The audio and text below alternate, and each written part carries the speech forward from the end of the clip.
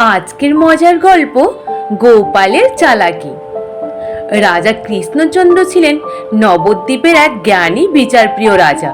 তার দরবারে ছিলেন নানা ধরনের জ্ঞানী লোক, আর তাদের মধ্যে ছিলেন এক অদ্ভুত চরিত্র গোপাল ভাঁড়। তিনি যেমন রসিক তেমন বুদ্ধিমান। তার উপস্থিত বুদ্ধির জন্য রাজা তাকে প্রজাদের থেকে সব থেকে বেশি ভালোবাসতেন।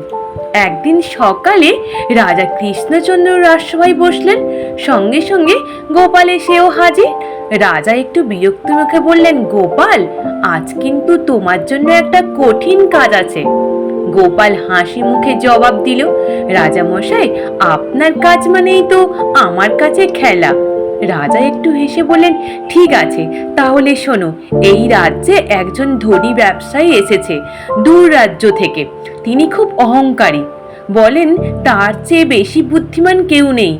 তাকে একটু শিক্ষা দেওয়া দরকার।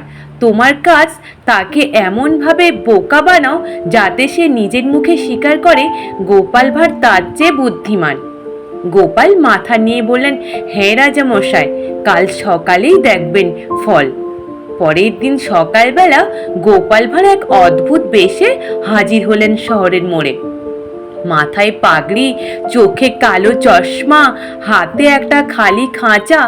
পথচারীরা তাকে দেখে হাসছে, কেউ বলছে, গোপাল আবার কি শুরু করলো?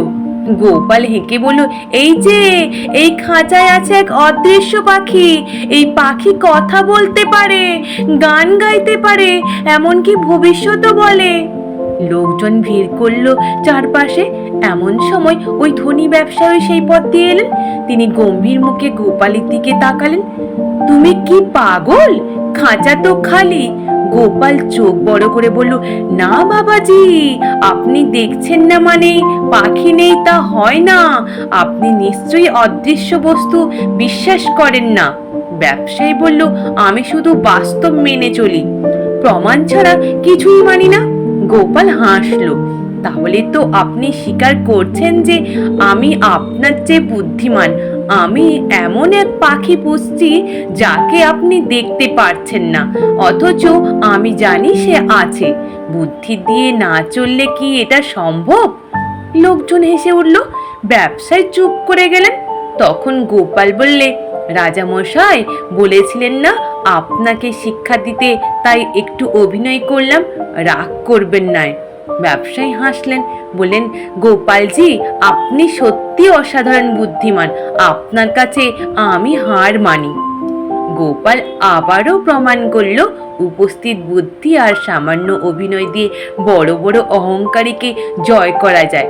রাজা খুশি হয়ে তাকে এক বস্তা সোনার মোহর পুরস্কার দিলেন।